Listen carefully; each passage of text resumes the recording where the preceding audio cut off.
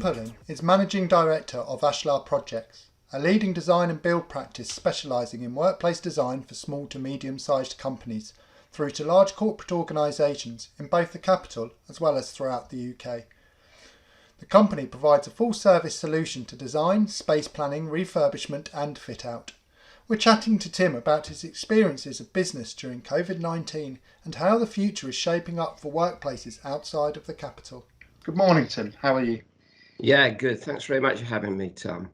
Can you tell us some of the most recent projects you've been involved in outside of London and how has the pandemic affected your business? Yeah, the pandemic hasn't really affected our business throughput. We've continued to operate, albeit when the first lockdown occurred, the supply chain shut down, so supplies became difficult. So we had to close our projects down for about a 3 or 4 week period about this time last year. But I think we've definitely seen a shift away from office fit out and refurbishment in the regions, mainly because the larger cities are predominantly office orientated. But you've got much more work in the logistics, distribution and manufacturing, which has continued to operate through the pandemic. And so those sectors have been the areas where we've been working most, I suppose, over the last 12 months, albeit now I think businesses are a bit more confident about the future. And people are getting ready to go back into the office. We've seen an upturn in activity in office inquiries and office refurbishments, where people are looking to move more down the route of collaborative working. So that's, I think, the difference between maybe the market in city centres being office based.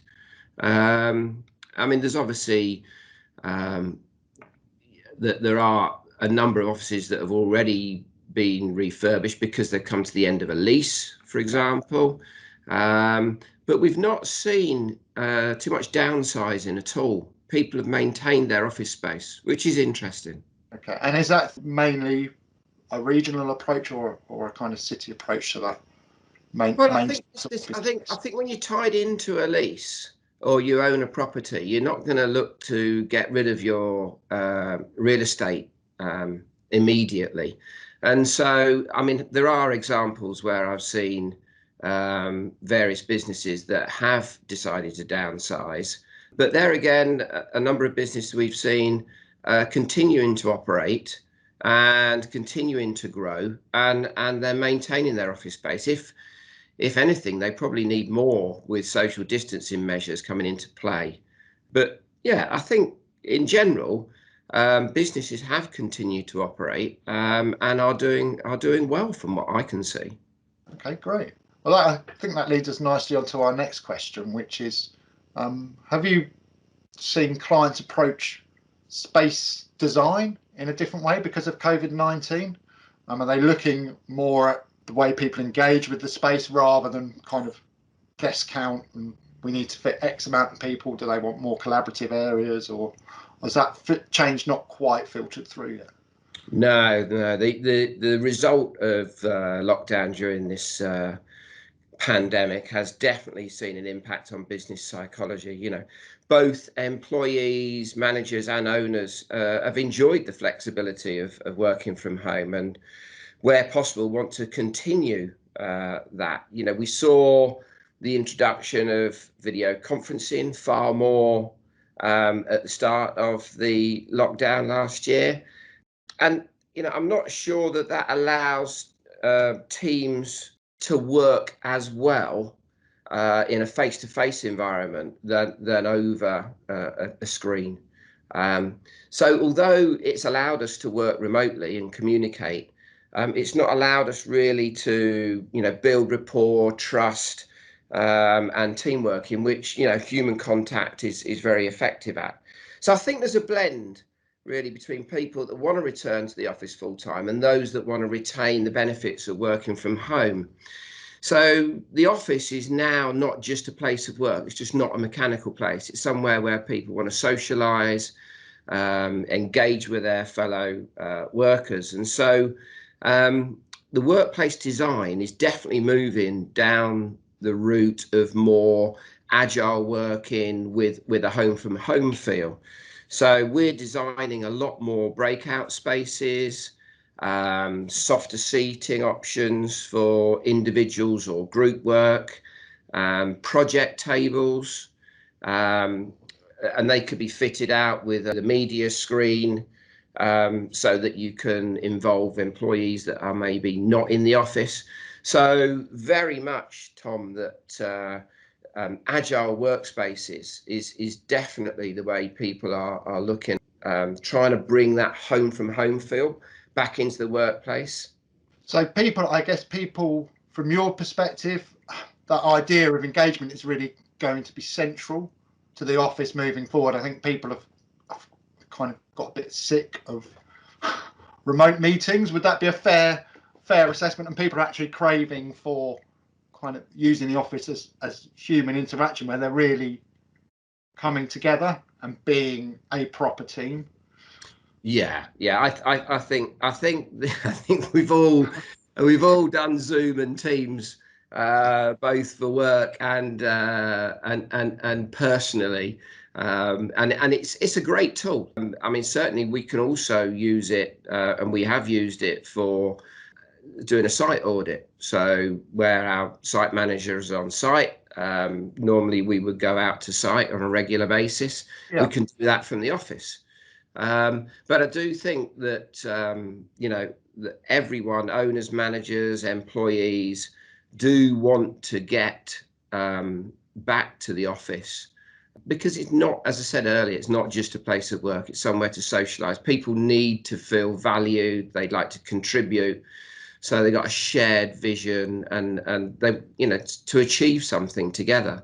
And I think, people's a big topic currently is mental well-being, and certainly where a lot of the younger generation are cooped up in very small flats, they really do want to get back to the workplace. People of our generation, Tom, we may see the benefits of working from home. But again, there's a lot of distractions working from home. I really do feel for people that have had to home school, and that's not gonna make you productive, working 9 to 5. But I think the world of work is changing. People who are working from home have the ability to switch on and switch off during the working day, and they may be putting different hours in, either earlier in the morning or later in the evening. So it's certainly, people want a sense of belonging and to come back, whether it's full-time or whether it's part-time. Organisations will just have to look at managing that. I think the 9 to 5 definitely is blurred around the edges now. Yeah, and I guess that from a space design perspective, this idea of open spaces presents certain challenges, such as acoustics, or having people wanting to feel they can be productive amid all the buzz of these team meetings going on. How do you overcome those sort of issues? Are there rules you apply, or is it looking at the materials you perhaps use? I think it's, a lot of the issues with moving back to the office, and space is now looking again, as you say, at the different types of acoustics that you can use, designing the space so people can work in a safe environment. Certainly the number one issue for people coming back is the understanding that the workplace is going to be safe for them to work within. So that's looking at air quality, cleanliness, physical distancing and boundaries. So we're building into the design, as you say, areas, private areas. We're building in acoustically attenuated booths where people can work privately, take telephone calls privately, not not interfering with others around them. So the whole space area is being redesigned very much in terms of looking at how to make employees more productive. It's quite a fine balance to achieve, isn't it, between being open and engaging, but also allowing people that privacy and the security, I guess, of being able to, because it's all impacted our well-being, hasn't it, and our perception and our awareness, perhaps, of our mental health. And do you think that's something the companies are acutely aware of? Do you think they're really looking to respond to that challenge of employee well-being, or is it more about just adapting to the impacts of new working models? That makes sense. I would think that all businesses are defined by their employees that work within it. They're the ambassadors of your brand. They're the cogs that make the business tick. And so I think proactive and forward-thinking organisations will be constantly focused on their employees and their well-being. We all want to be productive and in good position to deliver. So if you think about employee retention, there's a huge cost involved with search, selection, recruitment, training of new employees, and how long they would then take to become effective in whatever role they're taking. So it's very much for a business to be acutely aware of their employee well-being and to retain, their best staff. We've, as I said earlier, we've been doing a lot more in the logistics and distribution area, and those businesses tend to be located out of town, away from facilities, and therefore, employers need to provide a great working environment with good facilities. So we've recently redesigned Works Canteen, zoned it off, brought biophilic design in, so that's bringing the outdoors in with the use of plants, which helps with employee productivity and bringing that home from home feel. So if you can get a competitive advantage by refurbishing or fitting out your workplace, where people have to travel to somewhere to work with a limited pool of people, then you're going to be in a far better position than your competitors. Yeah. So that's quite an interesting angle. So I think common perception is that the cities have these really ultra desirable offices that everyone wants to be in, and the regional offices are a more functional space. So kind of these logistic centres, what I think people would envisage perhaps a row of desks with everyone sitting away typing, but that's now no longer the case in these regional areas. You're finding a real progression towards a more city-like office environment. Is that true? Or? Well, I think where you've got industrial estates with large warehouse logistics operations, there's not a lot around there, and so as a forward-thinking and progressive employer, you would want to keep your team on site and well provided for. So there's a lot more going into the thinking and design around how to make the workplaces more attractive for people to enhance productivity, creativity, and innovation. And so the design of the office space, as well as the canteen, the kitchenettes, all these sorts of areas are definitely going down the route of more agile workspaces. So we talked about the canteen recently, which obviously gets heavy footfall during the lunch period and at the break times. The rest of the time, potentially, it is fairly less used. And therefore, what we've done there is we've introduced banquette seating with power and data modules in, softer seating areas, and that can be used as a space for more informal, collaborative meetings away from the office environment, over a cup of coffee.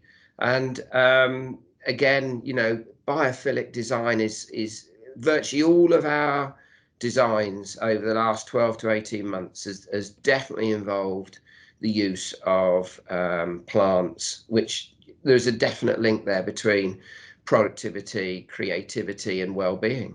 Yeah.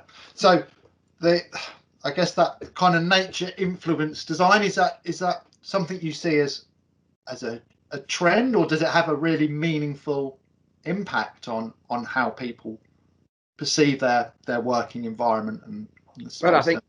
Well, I think that's going to be we'll have to wait and see with that one. But sustainability is essential now, really, in terms of the choice of materials we use for all businesses and waste management streams, and that's intrinsically linked with the environment, and so it's very much what people want to see. So when we're using graphics on walls, for instance, we're using a product now that's made from 100% recycled plastic bottles. And there's a number of furniture items which we can use recycled materials on as well. So I think sustainability, the environment, and greenery are all intrinsically linked. And whether it's a trend, but certainly it's very hot topic at this particular moment in time. So getting back to the idea of the regional aspect of your business, are we going to see companies set up more hub offices in regional towns? Are we going to see kind of offices filter out from major cities and perhaps have a lot more regional centres? Is that something you see you might be seeing the beginnings of, or something you see as being on the horizon? I've not necessarily seen that, Tom. I think organisations are going to have to look at how they bring their staff back into their organisations safely, because obviously we've not seen a downsizing in headcount at this moment in time, whereas the desking would have been going down the high density route. Now that people are having to look at the physical boundaries and distancing rules and bringing in agile working, there's going to be a shift, definite shift, I think, between flexible agile working at different times of the day. Whether that means people are going to go more to hub working or not, I don't know. The other trend that I have seen is co-working spaces. So where clients are coming into organisations for meetings or visits, there are definite business lounges being provided by clients for their customers, so that they can, following a visit, they can go and work on rather than travel back. So regionally, we are travelling a lot more than, say, in the centre of London, where the density of office space and maybe those people working in that area are able to move more freely than we are in the Midlands or the North, for instance. So there's a lot of co-working space being delivered. Yeah, that's really interesting. In clients' offices, they're setting up co-working spaces. So taking that, I think we've all seen it when we're in the capital and you go into a co-working space, and you're squeezing trying to find a seat, but clients are actually now taking that and implementing that model in their own offices to give their customers, I guess, an ability to stay on and work. Yeah, and that's good business. If you can keep your client on your site, and allow them to work whilst also going through, it's helping develop an engagement between yourself and the client, much closer working, but also giving them the space to be able to work quite freely and privately. So we've seen an increase in acoustically attenuated booths and telephone booths where people can make private telephone calls without the fear of any calls being overheard. So two projects we've got on right now both have co-working spaces being built into the design. That's a really interesting point, and not something I've heard of as of yet. So I'm guessing that is a regional trend? Not a trend even, but a regional, a more It's the dynamics of transport and. Yeah, well, we've got one project in the centre of London where we're doing this, and we've got one project in the centre of Leicester where we're doing this. So it's good business, I think. Yeah. I think it's more good more business. so than a regional aspect. Okay. Interesting. So what's the one lasting thing the pandemic has taught you? I think this pandemic has been transformational, Tom. It really has. In the early days when we were all locked down and we were forced to work from home, we used technology, video conferencing to communicate and collaborate. I'm not so sure that's the panacea that some would have you think it is. And so human contact engagement that builds trust and shared values for an organization is a route that organizations need to have those people back into the offices, and people want to come back into the offices. There are some that would prefer to work from home. I think research has shown that pre-pandemic that was somewhere in the region of 15% of the overall workforce. That may rise slightly, but I think research currently is showing that at least 50% of all employees want to come back to the office, if not from a full-time basis. And some jobs are required to be full-time in the office, but part-time and flexible. So where organizations can retain the benefits of working from home and employee engagement, but bring them back into the office in a safe environment that's designed around their well-being, and much smarter facilities to allow them to work productively, that will give organisations a competitive advantage. That's both in city centres as well as more industrial distribution type businesses. Excellent. Well, thank you very much for your time, Tim. It's been really informative. No, thank you for having me, Tom. Cheers. Thank you.